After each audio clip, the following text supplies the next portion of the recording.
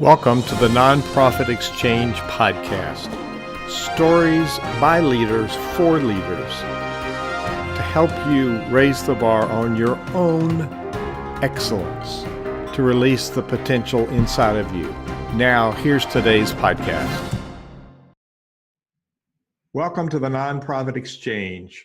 We're going to talk about a delicate subject today. It's money. I hear money come up a lot. People want to raise money for their enterprise, but are bound up with the words or the fear of asking for money or the fear of rejection, or maybe we don't think we should be asking for money because we've positioned it wrong in our brains. So Russell, we're back together again. It's Tuesday at 2 and we're broadcasting live. How are you? It's a beautiful day out here in the Rocky Mountains, out here in Denver, and all is well. And yes, this is a great subject because the reality with money is that everybody has a relationship with it. And your personal relationship with it could impact your work. So we'll talk about that today. I met this gentleman recently. I've watched his program on one of the learning platforms, Udemy or Teachable, one of those. And it's a really well done program. And we had a chat just a couple of weeks ago at an event called CEO Space, and I got to know Clay, and then we spoke last week and learned more. And I said, why don't you come on and talk about this topic to nonprofit leaders? Because we hit the wall when it comes to having the conversation about money. So let me move into introducing Clay Neves. Clay is our guest today.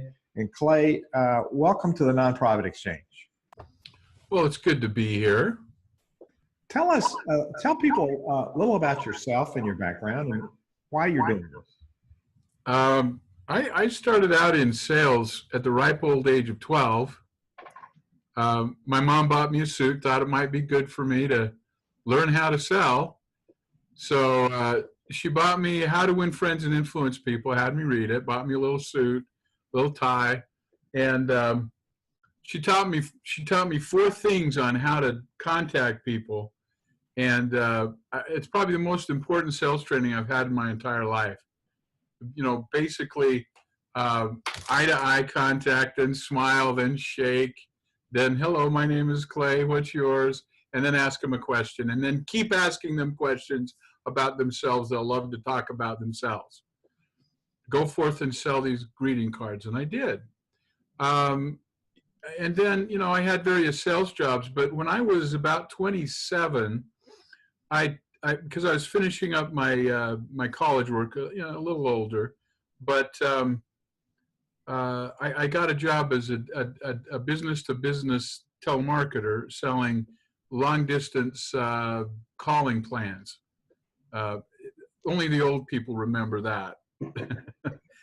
Long-distance, what do they call them? Numbers. We had to dial in the number and then connect to it, and then we could dial the number we wanted to dial, and then we had to put in another code, and it was ridiculous. But anyway, I did amazing at that. And so about a week in, because it was a big project and they had to hire about anybody that could breathe, they promoted me to a supervisor. And I had 10 young, probably anywhere from 18 to 23-year-old women. Most had no sales experience whatsoever. They had a handset for the, you know, to call on, and I had a monitoring phone with a handset. And it just kind of started naturally, but it became systematized that as I was listening to their call, they would miss these opportunities that they would think were objections or were like, oh, I don't want it. And I'd go over and I'd whisper in their ear what to say, and it would turn the conversation around. And I'd only have to do that a few times before they got the feel for it themselves. The timing of answering an objection, what to say, how to say it, to keep, and I kind of use the analogy of a tennis game, to keep the ball going back over the net, right? Because all you need to do is hit the ball back over the net one more time than they do, and you get the sale, right? Anyway, we were the top team every week. I ended up managing that entire program, including instituting a statistical quality control program where we could statistically score the presentations. And as I listened to hundreds and thousands of these calls, I built up over time an instinct in terms of what keeps the conversation going and what shuts down the conversation, and would script accordingly, put it back out on the floor, listen and test and statistically measure it again. And this was program after program. I opened a call center for the company. We ran that for a while, and it wasn't very much longer before I was managing 5 of these outbound, mostly business-to-business call centers. And I just picked that up. And I've done a lot of inside sales, but I've also done key account selling to major corporations like Citibank, AT&T. Had a great set of clients that I managed on the East Coast as an account executive for a national company, as well as experience as a Chamber of Commerce president. And that kind of gave me some insight into the nonprofit world. And the way that they were selling memberships and donations was just terrible. And I think a lot of that will apply, and we may talk about some of that today and how it applies to nonprofit. Because, we focus on that word nonprofit to the exclusion of the word that follows it. Non-profit business, right? So sales is still a very important part of any nonprofit business. At least that's what I think. Oh, yeah. So I also managed, was hired by a company to take their seminar marketing channel. And we took that from about 300,000 a year to about 3.5 million in about 3 years. And we also earned an Inc. 500 award along the way. And that was an amazing experience. But these principles of sales growth, I think, are universal. And, 33 years of sales management experience, there's not a lot of sales situations I haven't seen. There's not a lot of sales problems I haven't coached salespeople through. There's not a lot of deals gone sideways. You see patterns, and there's just really a handful of things that you can correct as you start to categorize them and understand what's at the heart of the problems. And so that's a little bit about my background, but been heavy into networking and building business by building these relationships and partnerships and leveraging relationships I already have to create new sales relationships. And been doing that very well. And of course, as a Chamber of Commerce president, that was my stock in trade. So that's why I'm here. Love it. Love it. So let me reframe what you just said. We mean Russ and I, and those of us at Center Vision Leadership Foundation, spend a lot of effort working with people to understand why the so-called nonprofit, by the way, that's the only organization that I know of that constantly defines itself by what it's not. So we describe ourselves by what we're not, but really we are a tax-exempt business, and there's very strict rules about what happens with that money flow. And so you've hit on a really crucial point. We need to install good, sound business principles into this charity that we run. And so I think we all melt down, whether we're raising equity money for a business or we're trying to pitch a new product. There's so many of us that it's not our thing, we think. And so what's the biggest challenge for people selling? We're selling an event that we're doing. We're selling a sponsorship.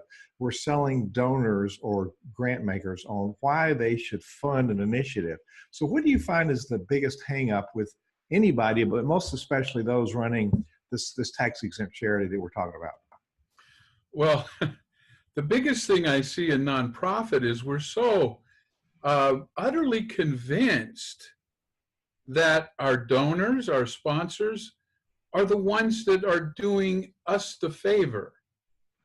That the value is only flowing one way. And so in a sense, it's not selling, it's more begging. And it feels like that sometimes, you know?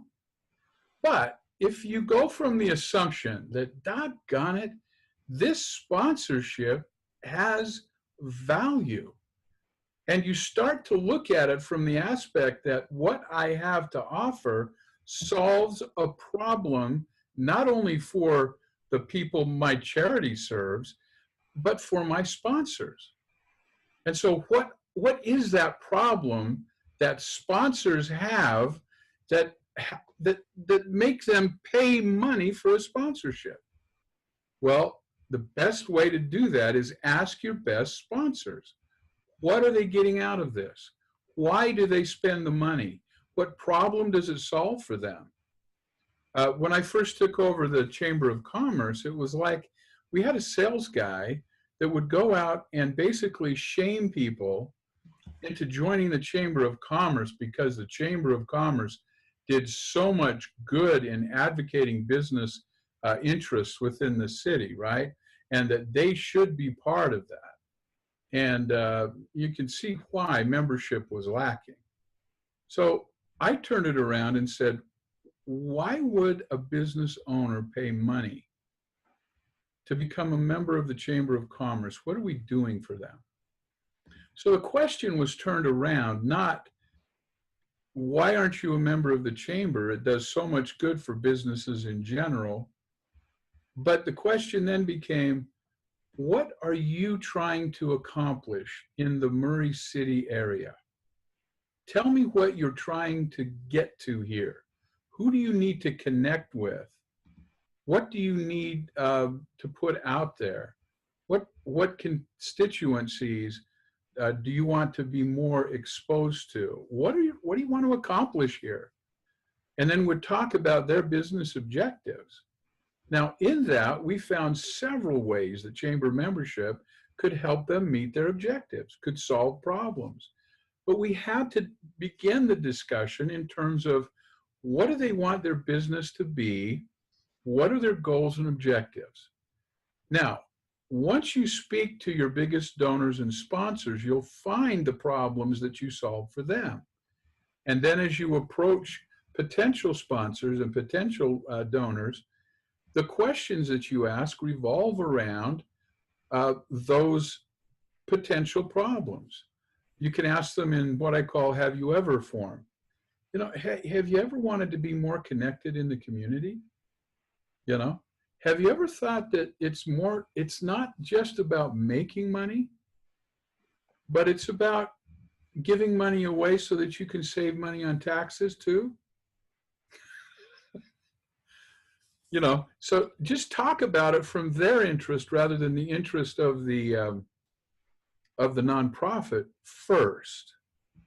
Now, that being said, what nonprofits offer is also a huge psychological and emotional value exchange. People want to give back. And, you know, but we want to talk about how they feel about that and what some of their objectives are. What criteria do they have in terms of giving and sponsoring? What availability do they have as far as time and money? These kind of questions, and coming in and just kind of exploring a little bit where they are. The one thing I found, I spent 2 years on an LDS mission in Japan. And basically what I was doing there was trying to persuade people about an anthropomorphic God to a culture that believes in a very kind of mystical pantheistic concept of God. And I had to start from where they were. I had to start from their understanding of the word we used for God.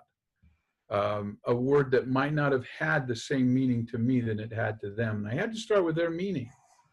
And so we have to come at them from their interest, from their language, just like in any sales situation.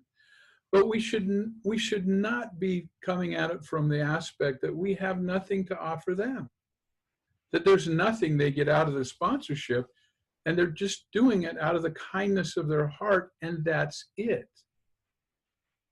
We're doing as much of a favor for them as they are for us. That's why it's a value for value exchange.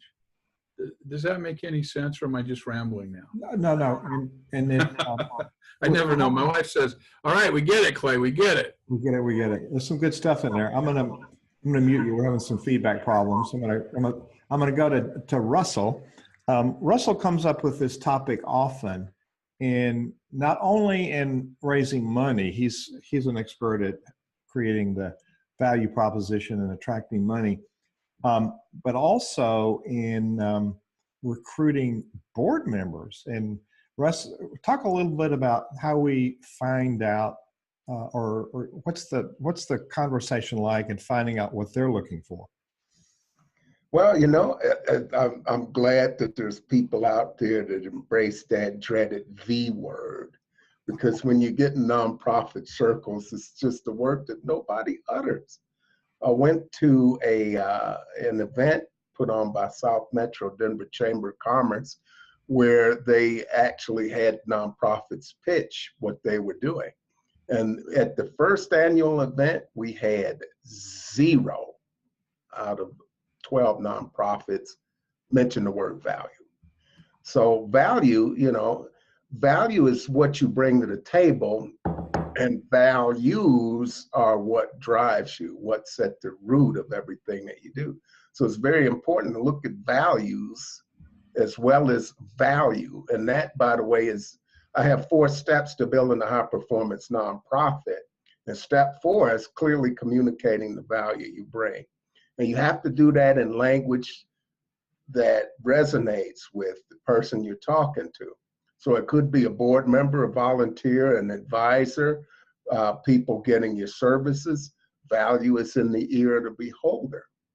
So you're talking to them about how you solve their problem, and everybody has a different thing that they're interested in. So it's finding that, and part of that is being clear about who you are and communicating that in terms that are meaningful to them, so that they see you as somebody that can help them. You're offering a partnership. We're partnering and collaborating to solve this problem. So it's not a hat in hand process, but nobody gets any training on any of this, and we're all selling. We're solving problems, but somehow this notion of selling makes us feel like used car salespeople, or not that they're unethical. I know a couple of folks here. There's a young lady by the name of Lisa Malik, a good friend of mine, his wife, Lisa, and I know a young salesman here in the Colorado area, right here in Denver, 6-figure salesman, Aaron Cabot, my godson.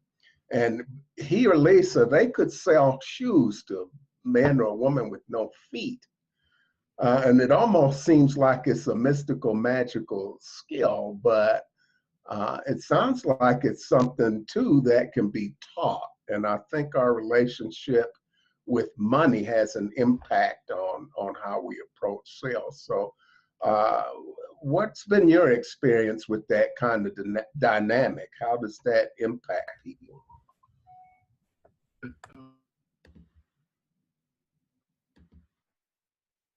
Okay, hang on, Clay. We're both trying to do it at the same time. Go ahead, unmute yourself. Evidently, I've cut you off. There we go. You know, I say it in a little different way, but it's music to my ears. When you said value is in the ear of the beholder, you know, I teach that value only exists in one place, and that is behind the eyes and between the ears of the prospective relationship that you're trying to form. And only there is the value of what we're offering found. It has nothing to do with the price of what we're offering, other than the fact that the value had better be greater than the price, or you're going nowhere. But how do you establish value? Are we conversant in the language of the donor or the sponsor, who are often coming at it from a business decision? The good news is there's no such thing as a business decision. Every decision a business person makes is for personal reasons. They may couch it in a business decision, but if a decision is made, it's for a personal reason. They either think it will help their situation, help them look good, help them look better to whoever it is they need to look better to. It may be something that's important to them intrinsically, a value that they have that this will really help, and they've established a certain level of contribution or donorship that they either can or want to put toward that value, to be seen as a good person or to have exposure, whatever their motive. And their motive might not always be altruistic. It may be flat, I need a tax exemption, I need a tax deduction. And if I can make myself look good and get exposure in the community at the same time, well, heck, why not?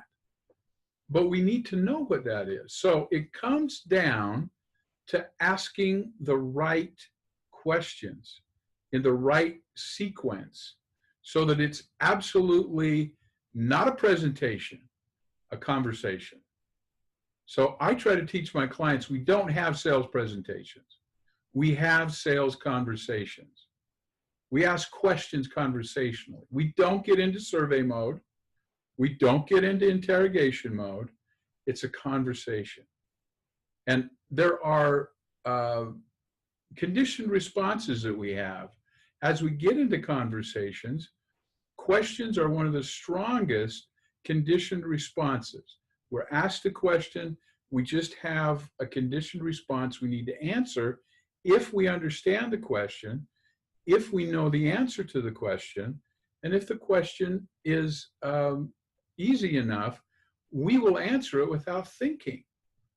And so in building questioning sequences, we make it so easy for them to answer the questions that they do it without really thinking. And we can get to their true thinking that way. Does that make sense? Can you give us an example of one of those sequences? Okay, so here's a typical sales question, okay? And we may put it into multiples, but we come into the office, we sit down with the person, and we say something to this effect. We're here to save the whales. We think whales are really, really important to our ecology and the health of the planet, and we need your help. So, how much would you like to give today? And that's our sales question.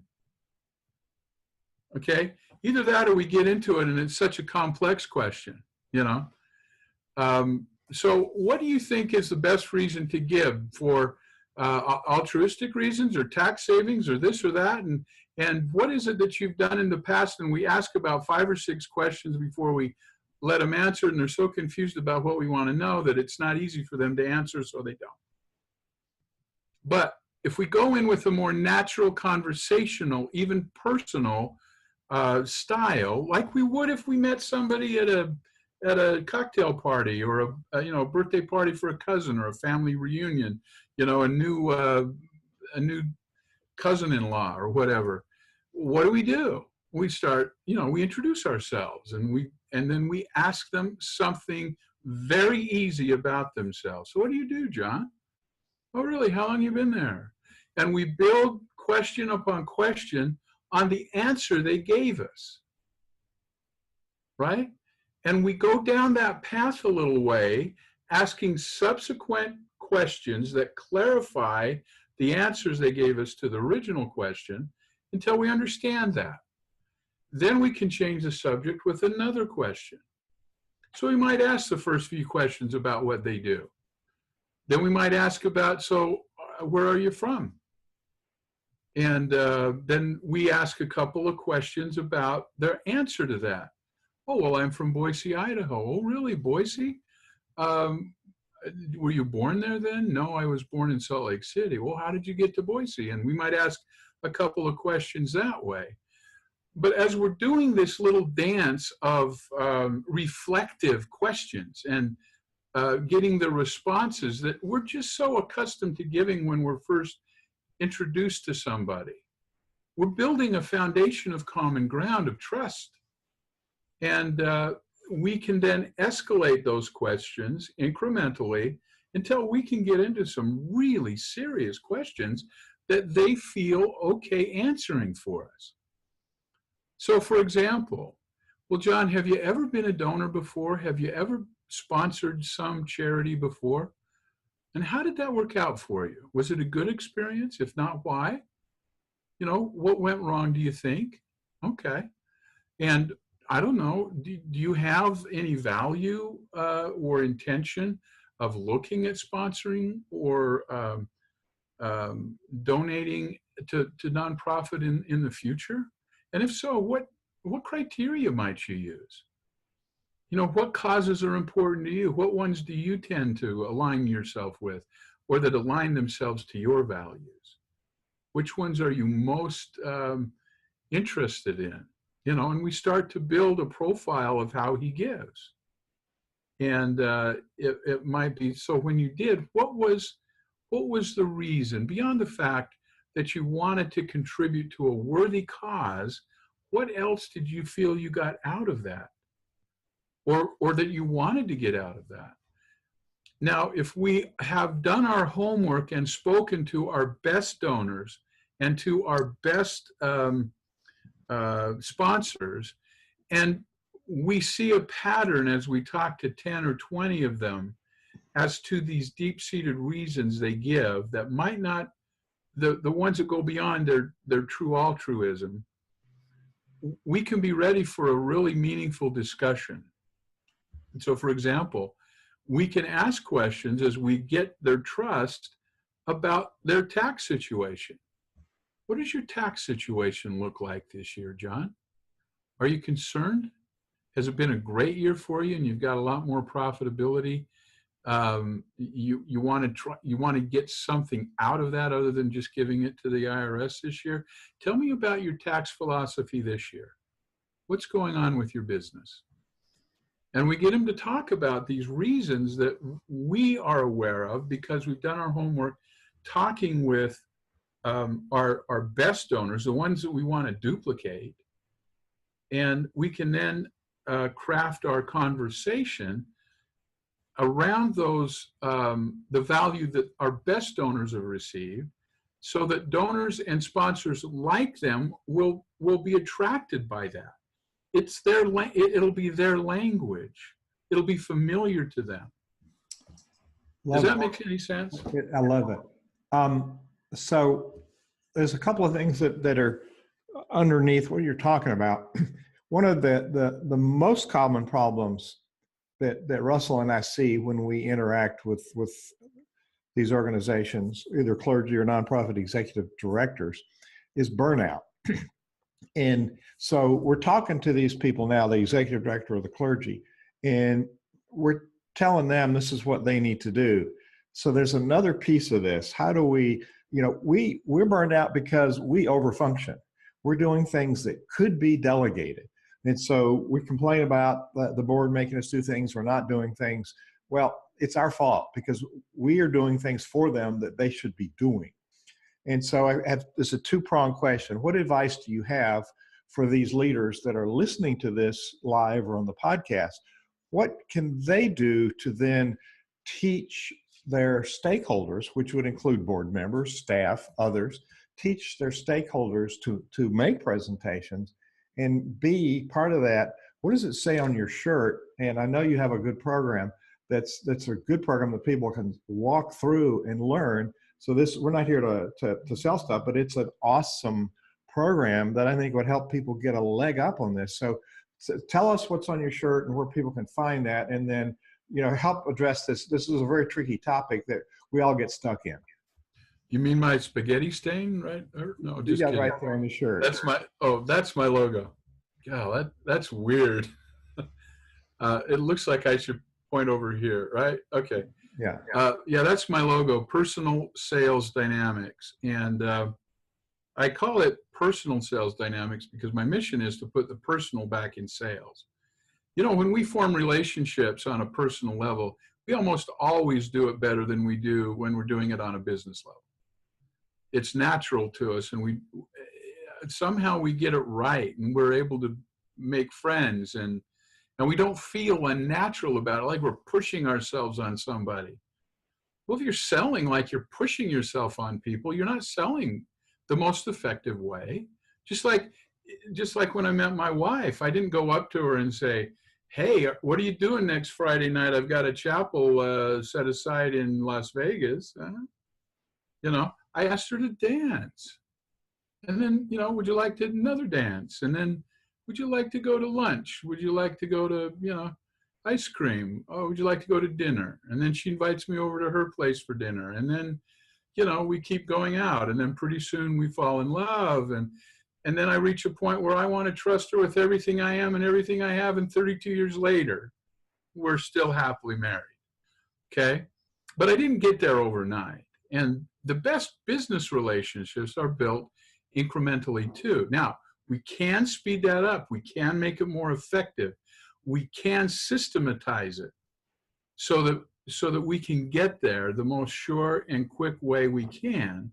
But we don't want to cross the line of putting too much out there, much more than they want at any given stage, so that we push them away. Does that make sense? Sales isn't about pushing. It's about sucking. And I mean that, creating the vacuum that if they're interested in what you're saying, they will be sucked into it. So it's not exactly what I mean when I say I suck at sales. Yeah, well, in the way I'm talking about it, that's a good thing. But I've seen people that suck at sales the other way too. But it's usually because they're pushing, not sucking. Anyway, and it's not being a milquetoast by any means. It's not asserting yourself into the conversation. It's doing it in such a way that you're inviting them to self-qualify. In other words, there's a lot of talk in sales about, well, you got to be good at qualifying your potential clients. No, I'm terrible at it. I'm never going to be as good at qualifying potential customers as they are in qualifying themselves. I just got to give them the opportunities to do that. So what opportunities can you give them at a little level, okay, to see how interested they are? It's one of the reasons that a lot of my business is based on free stuff at the beginning, okay? So would you like 4 chapters of my book for free? Because I know that if they don't take that, if they're not interested in 4 chapters of my book for free, I'm wasting my time talking to them about buying the whole book, or worse yet, engaging me for a 13-week one-on-one coaching regimen, right? But if they qualify for that, okay, I follow up after they've read it. Have you read it? No, I haven't. Oh, okay, I thought that was interesting to you. Oh, it is. I've just been busy. Well, do you still intend to read it? Well, sure. Okay. Well, hey, let me call you next week and see what you think. That would really be helpful if you could give me some feedback. Could you do that for me if I called you in a week? Sure. I call them back in another week. They still haven't read it. What am I learning? They haven't continued to self-qualify. I've found the extent of their interest. Okay, but if after the first week I call them and they go, that was awesome, I want the whole book, right? And then I can, okay, great, here's the link, go order it. And you know, you might also be interested in some of my online training. Let me hook you up on a couple of free videos and you can watch those, see how those work for you. Sound good? Oh, that's great, I can't wait to get the link, right? So he gets his book, he gets the link, I follow up in another couple of weeks. And he goes, man, when can I get some more videos? That was awesome. But if he says, oh, I'm sorry, I've been so busy, I haven't had a chance to do that. And I call 2 weeks later and same thing. What does that tell me? When I do a free seminar, what does it tell me when somebody, they haven't given me their money, but they have given me their time, right? And that says a lot. They've self-qualified. So what can we put into our recruitment process for donors, for board members, for whatever? Give them an opportunity, give them an invitation that if they're interested at all, they'll step toward you. And then what's the next step? And what's the next step of invitation? And if you've asked the right questions that heighten and help them understand they are interested, this is a value to them, they'll keep stepping forward. And so sometimes we just ask far too much too soon. And that, I think, is one of the biggest downfalls in selling, is that lack of sensitivity to what they're ready to commit to. When I take on a partner, you know, and you and I had a talk, but I've had others where they want to go big and they want to, yeah, we can do this. And then, oh yeah, we can take it to Vegas, you know, and I'm like, look, why don't we try one client back and forth and see how that works and see how we like working with each other. So I would propose our next step be, I'll refer a client to you and you work with him. You refer one of yours to me, I'll work with them. And after we're done, let's reconvene and see how that worked out. I would really love to expand this. I just want to make sure we understand the best ways to work together. And don't you think the best way to do that is, let's start with the first step. Okay, I don't like to say something small. I just like to say, let's work it out on a small scale before we really expand it. Think big, start small, test, validate, duplicate, accelerate. You know, another way of saying that, you can do one in a row. Yeah. So Russell, what's cooking in that brain? What are you hearing there? And do you have a question to fold back to our guest? Oh, this is all great stuff. Yeah, relationships are what it's all about. Everything is personal, everything, you know. And so it's a courtship. And this is one thing that's pretty commonly overlooked, like in the grant space, for an example.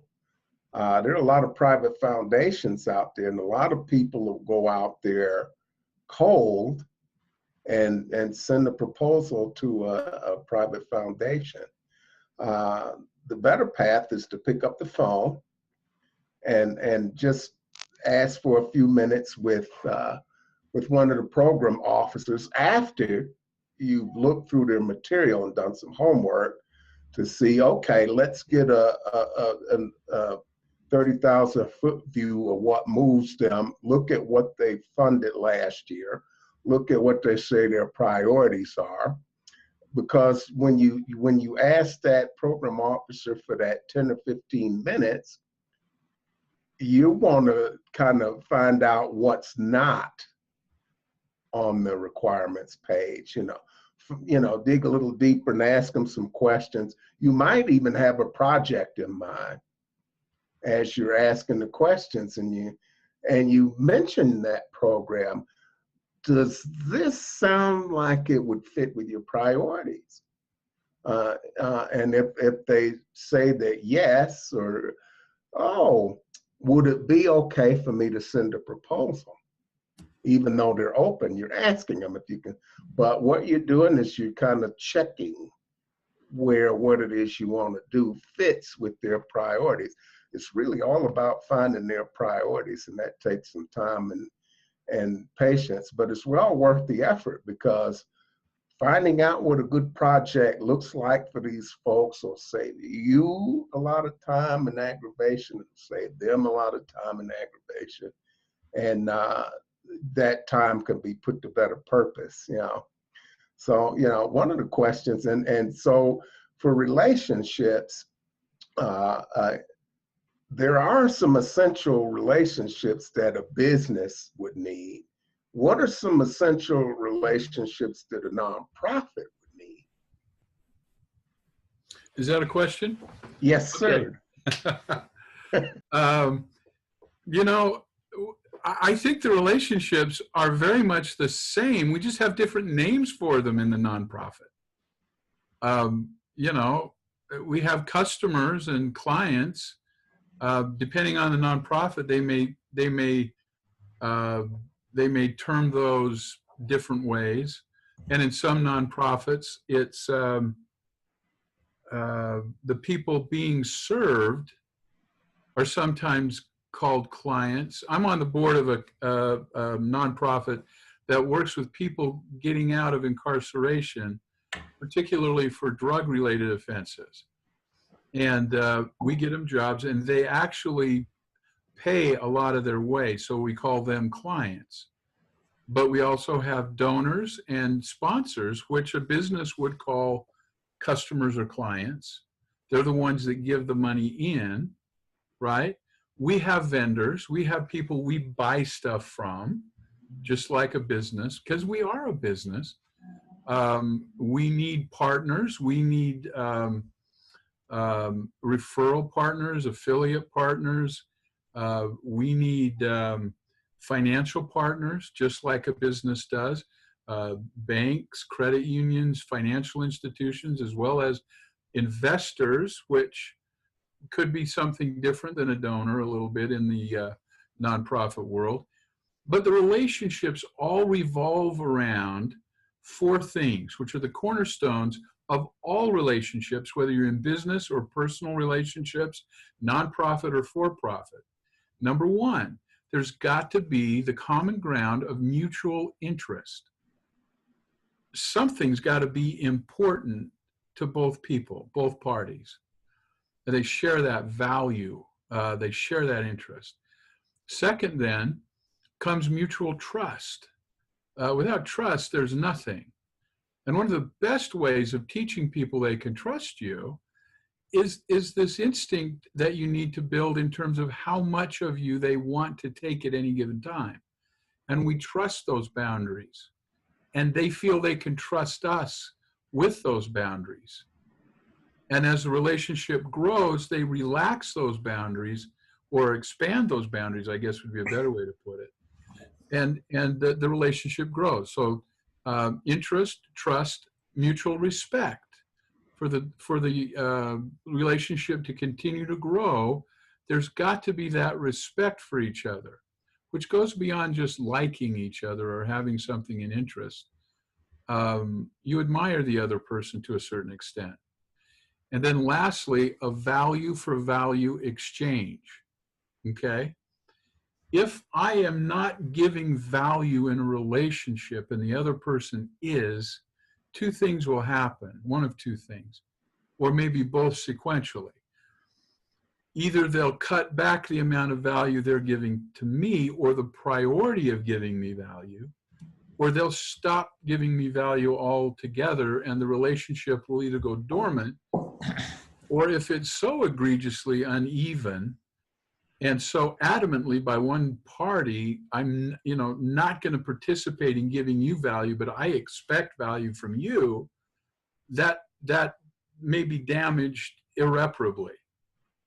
I mean, but we have relationships all the time where we like the person, but events have just kind of separated us a little bit, but we meet them a year or two down the road and it's like no time's gone by. And we go, we've got to get together. Okay, let's go have lunch.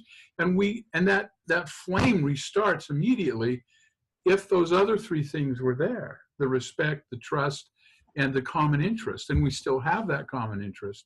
It can be renovated very quickly. So those are the things that really are at the foundation. Are we building a long-term relationship? For example, and I do this in my book and on my tapes, I talk about the difference between what I call a finite relationship and an infinite relationship. I get this from a book written by a man named James Carsey in his book, Finite and Infinite Games, The World is Play, or Life is Play and Possibility. And in that, he talks about the fact we play two kinds of games. Finite games are those games which we play to bring to an end with a winner and a loser. But the whole purpose is to end the game once we start playing. Infinite games are different. they are engaged in, and the whole purpose of the game is to continue play.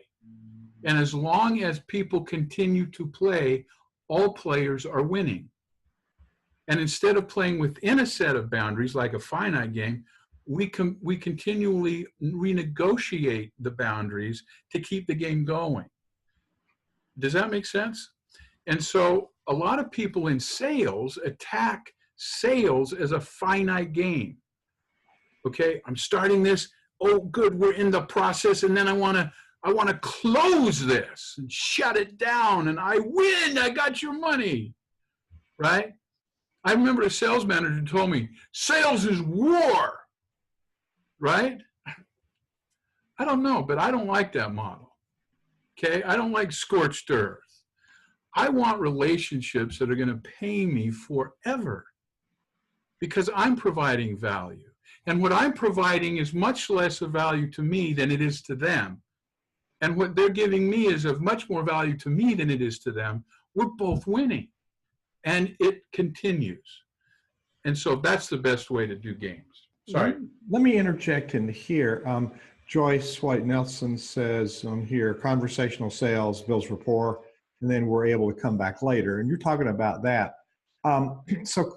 Clay, I want to get back to this leadership piece. We are an influencer as a leader. We're sitting in the influence seat with our stakeholders. And so I know I've seen one of your digital programs, which is quite good. And I don't remember how I got there or what platform it was on.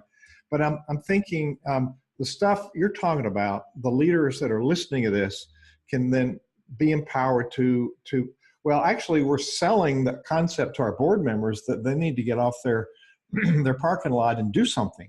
And so there's a sales piece to convince them to do what they are supposed to be doing anyway. And then it means we've got to sell them the concept, sell volunteers on the concept. So there's still the same principle of value exchange here, but you have some tools for those people to share, and then they can help educate those people around them, because it's not only the leader that does this. In fact, we're the leader, we're not the doer. Exactly. And if you want to define leadership, I like to define it this way. Leadership is getting all the right things done through other people. Good leaders get things done through other people. They don't talk about getting it done. They don't think about getting it done. They don't circumlocute around getting it done. They get it done. But it gets done through other people. They have that capacity to make it of such value to the person they're delegating to, and the belief in that it's such a meaningful thing to the person, not to the leader, but to the person they're delegating to, that they can't help but do it. And that is leadership. Whenever we are trying to get somebody to get something done, we are leading. But guess what? That's also selling. Selling is leadership. I am trying to motivate another person to make a commitment and do something, whether that's write me a check, or whether that's let's schedule a common webinar, or whether that's will you be on our board. Whatever it is you're asking them to do is the sale. And I don't like to have sales presentations. I like to have sales conversations. I don't like to close sales. I like to commence relationships where we get things done. Awesome. It sounds like you're on a soapbox there, but I'm gonna amen all of that. I'm gonna give a short commercial here. We have sponsors that enable us to give away some of our resources to people, and I'm going to give the short reference to WordSprint, which is our sponsor for this version of Nonprofit Exchange. When we come back, Clay, we're on the final lap of this race we call the interview. So we'll have a couple of minutes. I want you to think about what thought do you want to leave with leaders, or what challenge or what tip as we come back and let you have the last 3 minutes of the interview. I want to talk about WordSprint. WordSprint is a print house, but really it's a mailing house. And WordSprint teaches you how to stay in touch with your donors.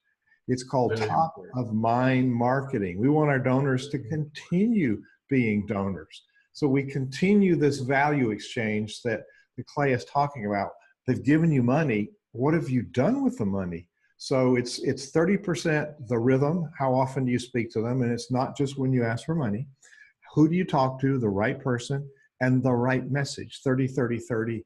10% is how it looks. So Bill Gilmer and his team at WordSprint help you stay in touch with your donors. And in just about every case, and maybe in every case, the donor amounts go up and they're sustained. So WordSprint, that's P-R-I-N-T, wordsprint.com. Go there and you can ask for a free consultation on what you can do to raise the bar on the income from your loyal, trusting, faithful donors. So Clay, as we round out this really helpful interview, what do you want to leave people with? Well, a couple of things. Number one, the biggest reason salespeople fail, in 33 years of sales management, I found this to be true. They simply do not contact enough people. Okay? Yeah. If I could do anything for success in nonprofit or profit, you have got to totally change your paradigm for how many people it takes to meet your donation and sponsorship goals. You just simply must contact more people. Secondly, and I call this exposure is everything. Get out there, press the flesh, go to networking events, meet people. Secondly, the fortune is in the follow-up. Now, you don't need to follow up face-to-face. That takes too much time sometimes. But that's what you have systems for, like WordSprint? WordSprint. Perfect. It's a one-to-many channel of follow-up that takes no more time to send 10 out than 1 million, or, relatively speaking. So that one-to-many channel of keeping in touch with people highly leverages your ability to do so. And invite them in those messages, in your newsletters, in those letters that you send to keep top of mind awareness. Invite them to take a step in. That's follow-up. Because what dictates when they're ready to buy? It's not what we say. It's not even what, they don't even determine the timing of it. Most of the time, it's some event in their life that takes place that determines that. And we've got to be top of mind when that happens so that they think of us and come in.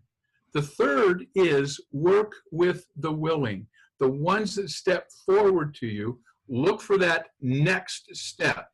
Everybody you're selling to should not go, you should not part from them without having clearly defined our next step. So John, what's our next step?